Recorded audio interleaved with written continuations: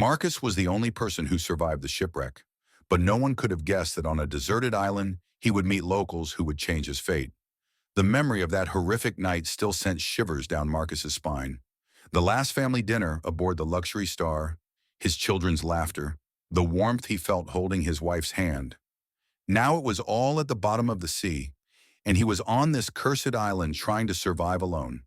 He couldn't forget Sarah's last look, those panic-filled eyes, the helplessness as she tried to save the kids. "Marcus, save the children!" she had screamed with her final breath. But Marcus hadn't been able to save anyone. He didn't even know how he himself survived. One moment he was in the water, and then the currents had carried him to this island. It was the third day. Hunger had become almost unbearable.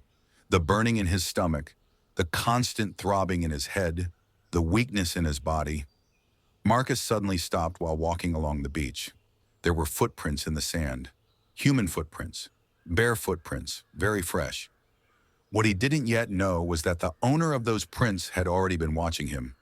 What was truly shocking was that those footprints began to follow Marcus. His heart pounding, Marcus turned around. There was nothing.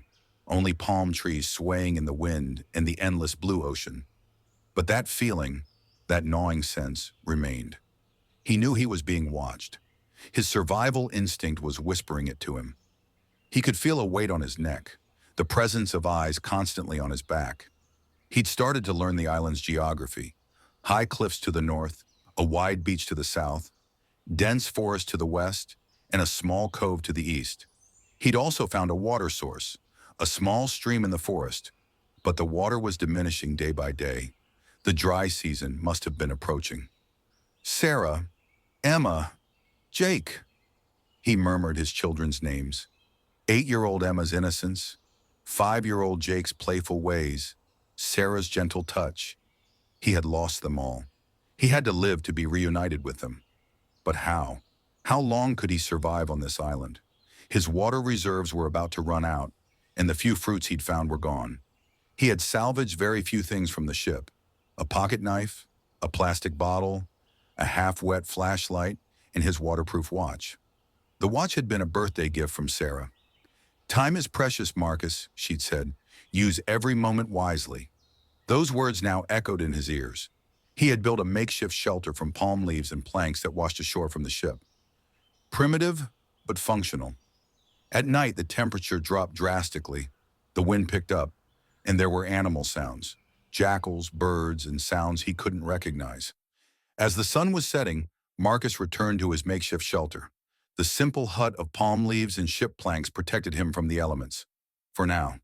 But this night was different. Something had changed. There was a different energy in the air.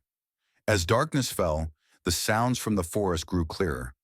They weren't just animal noises.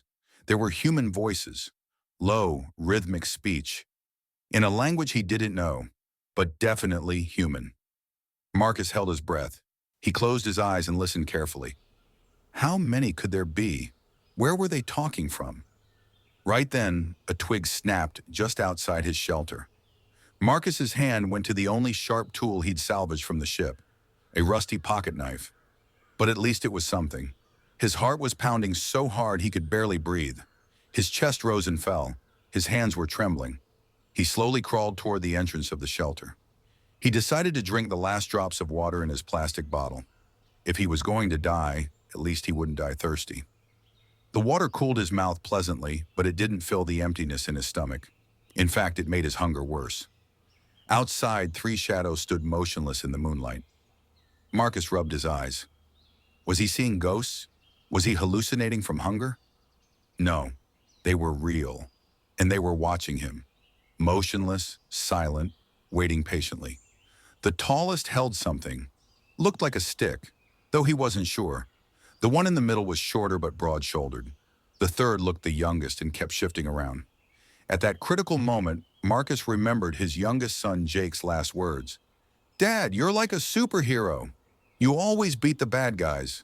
But Marcus didn't feel like a superhero now. He was just a helpless, hungry, frightened man. He now realized how misplaced Jake's innocent confidence had been. This was the moment everything changed. One of the islanders stepped forward and did something Marcus never expected. The man raised his hands. Was he making a peace sign? Marcus didn't understand. He had no weapon and no aggressive posture. Then came a voice. Broken English, but understandable. You? From ship? Marcus froze. They were talking. They knew English. But how was that possible? This island appeared empty on all maps. And their clothing was odd, too. People who should have been natives were wearing modern sneakers. Yes. Marcus's voice cracked. His throat was so dry it hurt to speak. I survived the shipwreck. My family. The word got stuck in his throat. Even saying family was unbearable. An older man took a step forward. There was empathy on his face, not pity, as if he himself had lived what Marcus was going through. You, alone. We watch 3 days. We not fear you. We worry about you. Those words shocked Marcus. They weren't here to kill him, but to protect him. Why? Who were these people? Why were they living here? Why did they speak English? Come with us, and the older man said gently. Water, food, safety. But we listen. Your story. We also have story. Marcus hesitated. Should he go? Was this a trap? But did he really have a choice? He knew he couldn't last much longer alone on the island.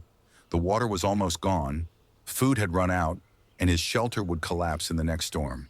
And the understanding he saw in the man's eyes, it was as if he, too, had suffered the same trauma, the same loss. When Marcus made his decision, he had no idea nothing would turn out as he expected. He walked into the forest with the islanders. In the moonlight, the scene felt surreal. They wore modern clothes, sneakers, jeans. One even wore a polo shirt. What kind of natives were these? The forest was denser than he'd thought.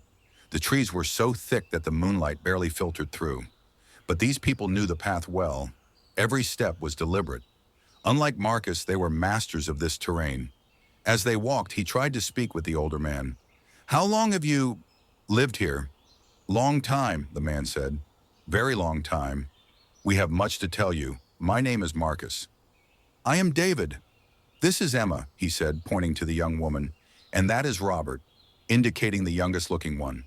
Emma, Marcus's chest tightened. The same name as his own daughter. Coincidence or something else? After about 10 minutes, lights appeared deep within the forest. Marcus couldn't believe his eyes. A modern settlement stood before him. Solar panels, water filtration systems, even a satellite dish. Small houses, orderly paths, even a garden. How is this possible? Marcus whispered in amazement. Seeing his astonishment, the older man, David, smiled. Our story is like yours. This island is our refuge, and maybe now, yours too. He hadn't yet seen the biggest surprise, because these people were actually, we are shipwreck survivors too, David said, handing Marcus a glass of clean water. Marcus couldn't believe it. Clear, pure, cold water. It was the best thing he'd tasted in ages. We've been here since 1987. You are the first person we've seen in 38 years. Marcus noticed his hand trembling as he drank.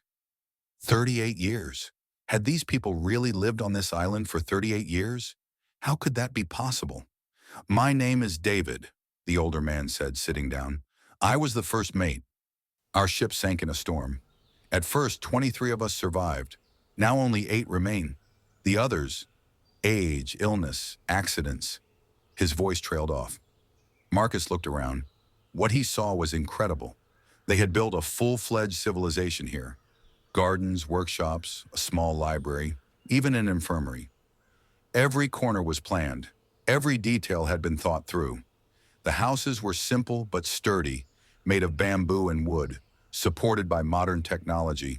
Solar panels provided electricity, rainwater collection systems brought water, organic gardens produced food. How did you... Marcus couldn't finish the sentence. Survive? David smiled.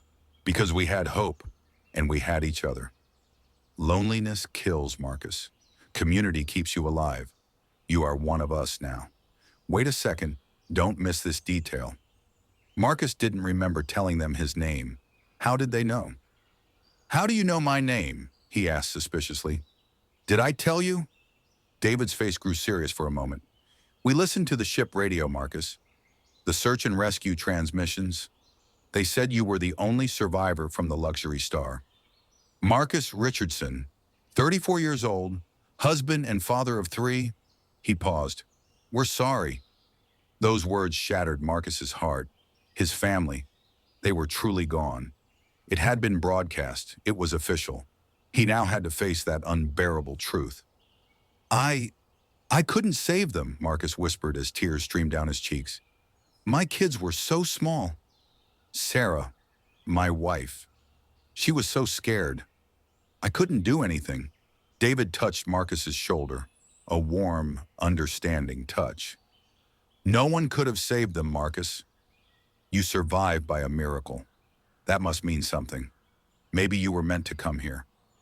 What he'd seen so far was nothing. The community's greatest secret had yet to be revealed. The next day, Marcus observed their daily life. Everyone had a duty. Fishermen went out at dawn, gardeners watered the vegetables, technicians checked the systems. It was like a small city. The community had 8 people. David, the leader, Emma, the young woman, Robert, the technician, Maria, the doctor, James, the fisherman, Lisa, the gardener, Tom, the carpenter, and Walter, the elderly scientist. Each had an area of expertise. The most striking was the young woman named Emma. She had the same name as Marcus's daughter and resembled her. Maybe that's why Marcus felt a special closeness to her, the same hair color, the same look in her eyes, even a similar smile. Emma, how long have you lived here? Marcus asked. I was born here, Emma said with a smile. That sweet smile that squeezed Marcus's heart. My parents came in 1987. I was born in 1995. This island is my home. I don't know any other place. Marcus was stunned. This girl had never seen the outside world, only this island. Yet she was so happy, so at peace. There seemed to be no longing, no curiosity. Have you never wondered about the outside? Marcus asked. Cities, cars, movie theaters. A sparkle lit up Emma's eyes. Of course I have. But my family's here.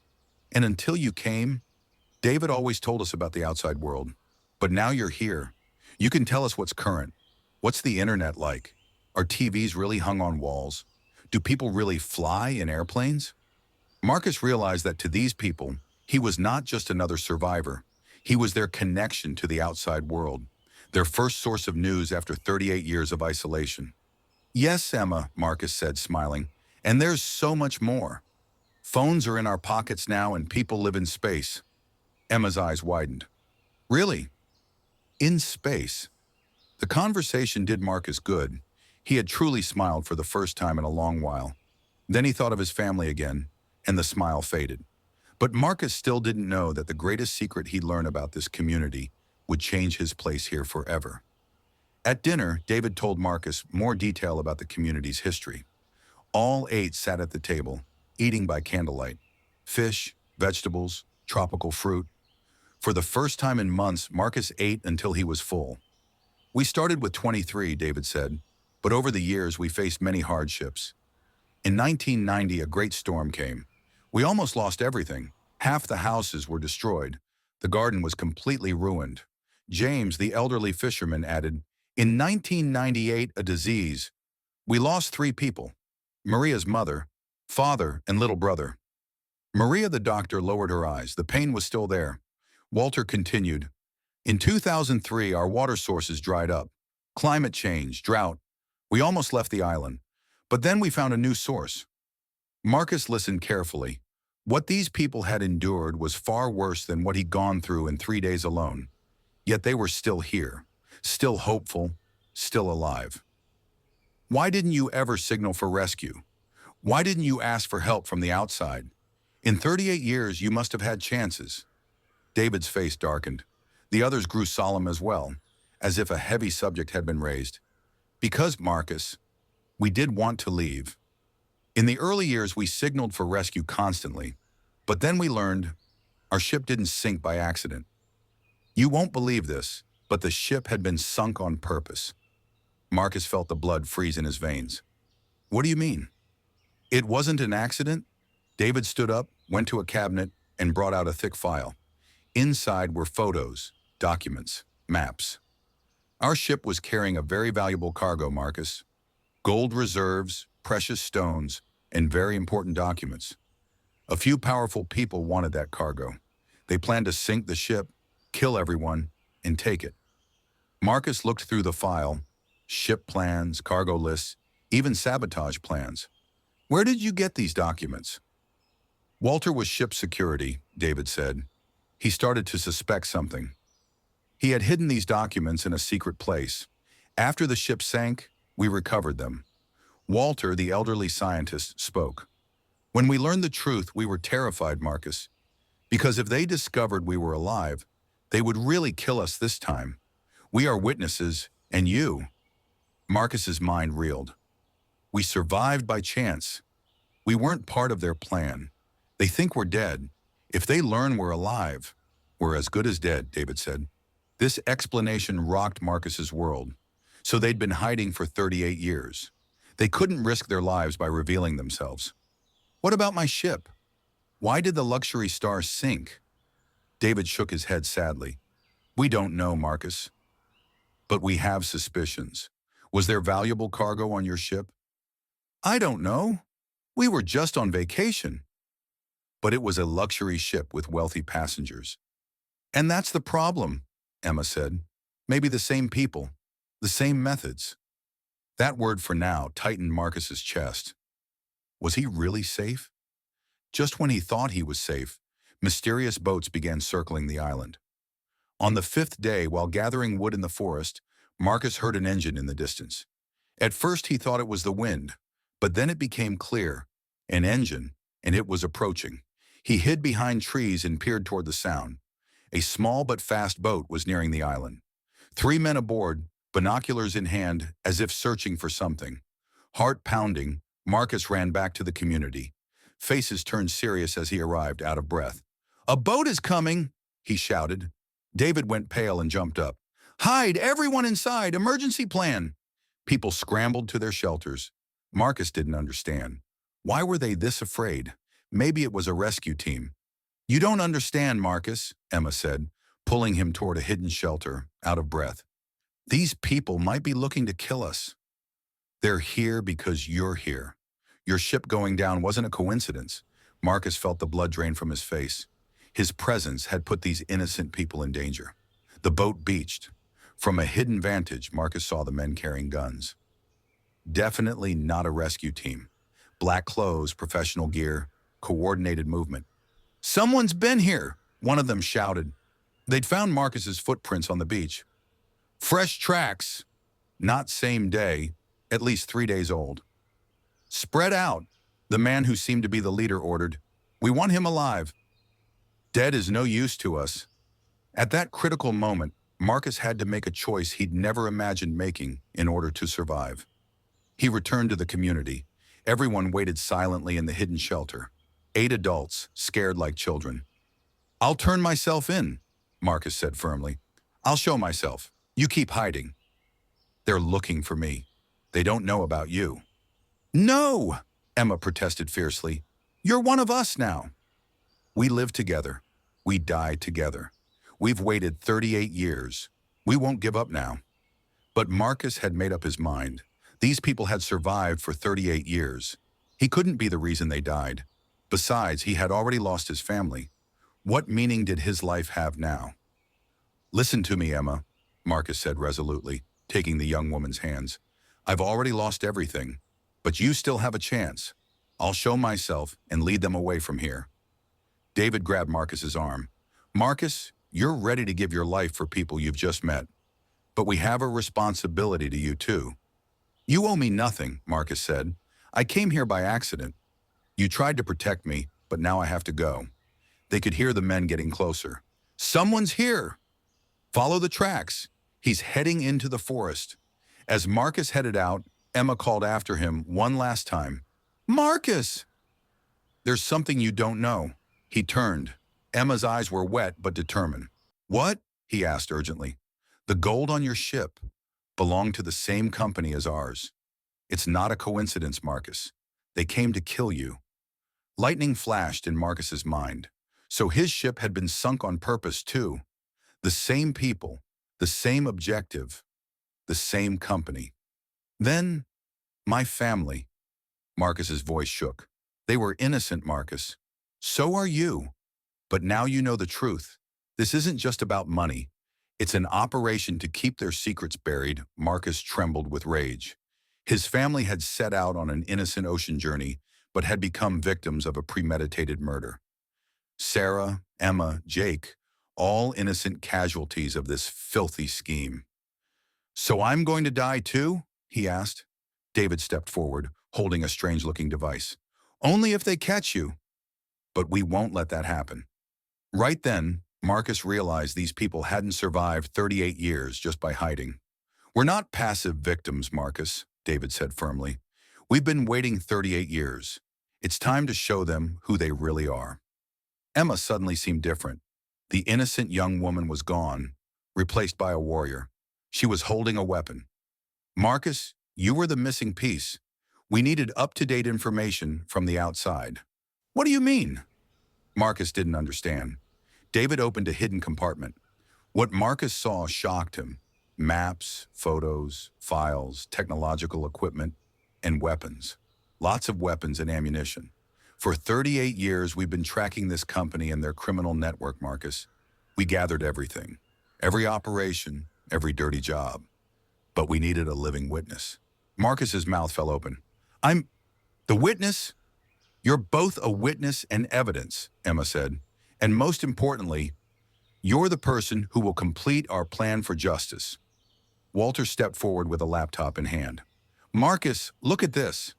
In 38 years, these people sank 47 ships. 2,341 people died, all for the gold operation. On the screen were names, photos, ships, dozens of families, dozens of innocent people. And now it's time to take justice for your family, David said. The men outside were getting closer. Only minutes remained. What's the plan? Marcus asked, sounding like a different man now. You'll make it look like you're caught, but you'll lead them into our ambush, David said. We've waited 38 years, Marcus. The time has come, Tom, the carpenter, added. We know every corner of the island, every hidden passage, every ambush point. They came into our home. What if something goes wrong? Marcus asked. It won't, Emma said with conviction. We've prepared for this moment for 38 years. We planned every detail, considered every scenario. Marcus took a breath. For his family, for Sarah, Emma, and Jake, he couldn't miss this chance. When Marcus agreed to the plan, he didn't yet know he'd be seeking justice, not just for himself, but for dozens of innocent people. The plan was simple but risky. Marcus would reveal himself, draw the men deep into the island, and they'd be ambushed there. The community knew the island intimately, every hidden passage, every ambush point. What if something goes wrong? Marcus asked one last time. It won't, Emma insisted. We've waited 38 years for this. We planned every detail. David unfolded a map. You'll exit here. Lead them along this route. First ambush here, second here. Finally, we regroup at our main camp. Marcus gripped his pocket knife and headed into the forest along the planned route. He wasn't afraid anymore. He was angry. The time had come for a 38-year reckoning. Hey, I'm here, he shouted deliberately. I'm the one you're looking for. There, we found him. The men ran toward Marcus, 3 armed men, but they were here to capture, not kill. Marcus began to run as planned, but he wasn't truly fleeing. He was drawing them exactly where he wanted. With every step, David and Emma's team took their positions, behind trees, among rocks, hidden eyes everywhere. At the first ambush point, Marcus paused for a moment. The men were closing in, breathing hard. Stop right there, the leader shouted. No need to run. We just want to talk, Marcus yelled back. After you killed my family? The man looked surprised. How do you know? I know everything. Marcus ran on toward the second ambush. 5 minutes later, Marcus reached the final point, the main camp. There was no turning back. The men had surrounded him, unaware that 8 pairs of eyes were watching. Everyone knew the truth by now, but the real shock came from what Marcus discovered in that moment. The men encircled him, 3 with guns, led by a middle-aged man who looked like the boss. Black suit, expensive shoes, professional demeanor. Marcus Richardson, the leader said coldly, "We've been expecting you." "Why did you have to kill my family?" Marcus demanded. He wasn't afraid anymore. He wanted justice. The man laughed, a cold, merciless laugh. "Your family? Marcus, the story that your family was killed is a lie." Marcus's world rocked. "What? They're alive, Marcus. But you'll never see them again, because you're about to die." That claim threw off Marcus's plan. If his family was alive, then why was he here? Why did these men want him dead? What was the truth? Right then, David's voice rang through the forest. "Marcus! That's not true. He's lying." But it was too late. The traps were set, guns were drawn, and Marcus was caught in the middle. "His family really is dead," Emma shouted from behind the trees. "You're toying with him." The leader looked startled, glancing around. "Who's there? Come out!" "After 38 years, it's reckoning time," David shouted. Just when they thought it was over, Marcus lunged with his knife, and in that last second, everything clicked for him. This man was lying, just as David had said. His family truly was gone. The radio messages had been real, but the shock couldn't paralyze him. It had to make him stronger. With one move, he knocked the nearest man's gun from his hand. As the man cried out in pain, David and the team burst from hiding. 8 people moving in coordination, prepared for this moment for 38 years. The fight was short. The criminal crew was unprepared, but David's team had planned for this moment for decades. Every move was calculated, every step predetermined. Emma moved like a professional fighter. Tom and James flanked the men. Maria stood ready to treat the wounded. Walter operated the recording devices, documenting everything. In the end, the leader was on the ground, disarmed. The other 2 were neutralized as well. "Now talk," Marcus said coldly. "How many ships did you sink? How many innocent people did you kill?" The man was bleeding but still arrogant. "You wouldn't understand." David stepped forward, holding the dossier compiled over 38 years. "We understand everything. And now you're going to talk." Walter pointed a recorder at the man's face. 47 ships, 2,341 people. "Was it all you?" At first he resisted, but then he confessed everything. The company's name, the leaders, the operations, the money flow, everything. "It's all on record," Emma said, holding up the recorder. "The 38-year wait is over." Marcus looked into the man's face. "What about my family? Sarah, Emma, Jake. Why did they die?" "They were just people in the way. There were other valuable passengers on the ship. Your family. Wrong place, wrong time." That answer doubled Marcus's fury. To these monsters, his family had been just in the way. "What happens now?" Marcus asked. David smiled. "Now we hand them over to justice. The evidence we've gathered for 38 years, your testimony, and these confessions, the crime ring will finally be caught." 3 days later, a rescue helicopter arrived. For real this time. Through David's covert channels, they reached the right people and shared the evidence.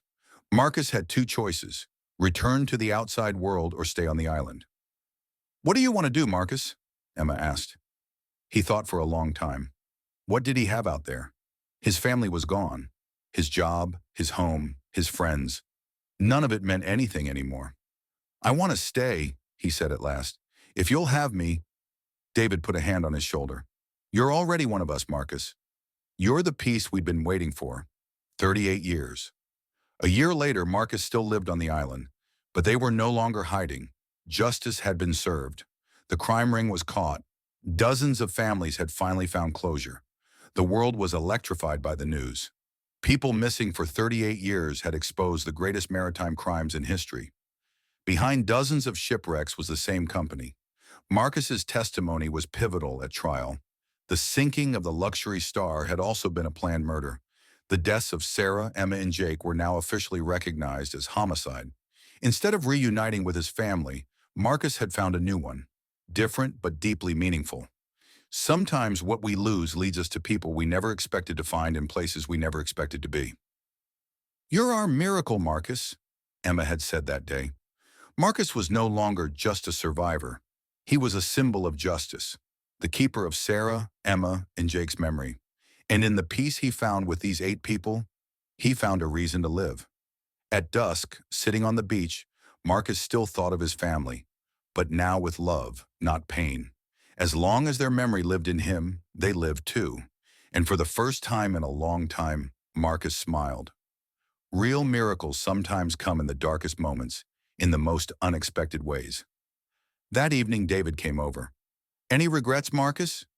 "You could have gone back," Marcus smiled. "No, David. The family I found here is the last gift from the family I lost. I'm exactly where I'm meant to be." Emma joined them. "New survivors might arrive tomorrow. What will you tell them?" "I'll tell them," Marcus said, "that sometimes losing is actually finding. Sometimes dying is actually being born, and sometimes loneliness is how you find your greatest family." That night, for the first time in 3 years, Marcus slept in true peace. The memory of Sarah, Emma, and Jake lived in his heart, but it no longer hurt. It gave him strength. Marcus's story had ended, but a new life story had begun. This time he was not alone. This time he had brought justice. This time there was hope. And on that small island in the middle of the ocean, 8 hearts beat in the same rhythm. Not a rhythm of mere survival, but of truly living. Marcus's real life hadn't ended the day his family died. That day, his new life began. 5 years later, Marcus stood on the beach, looking at a photograph in his hand. His last family photo with Sarah, Emma, and Jake. It didn't hurt anymore. On the contrary, it gave him strength, reminding him that love doesn't die. It transforms. 5 years had passed since those tragic days. The island was a different place now. Marcus and his 8-person family had turned it into a true haven. David was 70 now, but still led the community. "Marcus," he said, walking up, "the preparations for our new guests are complete." They arrive in the morning. Yes, the island was no longer a secret hideout. After justice was served 5 years earlier, it became a healing center for people who had suffered trauma. Marcus's story had echoed around the world, and people with similar losses began to come. Emma was now 30 and served as the island's education coordinator. She taught visitors survival skills, harmony with nature, and community life.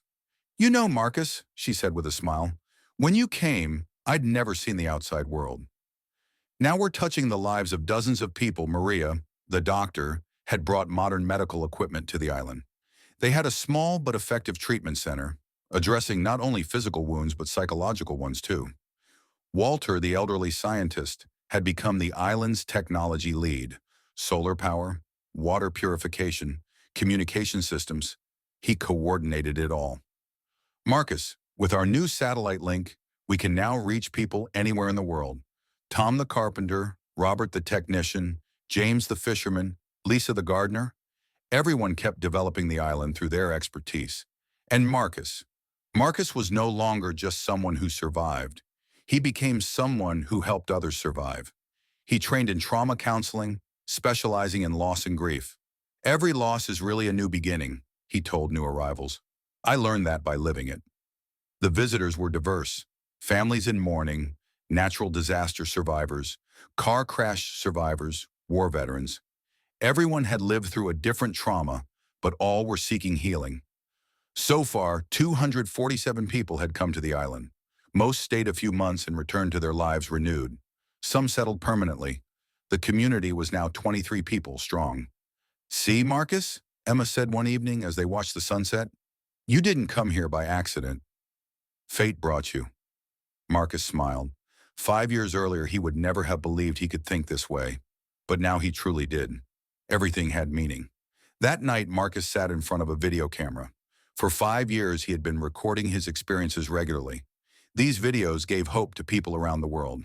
"Hello, friends," he said, looking into the camera. "I'm Marcus. 5 years ago, my family died in a shipwreck.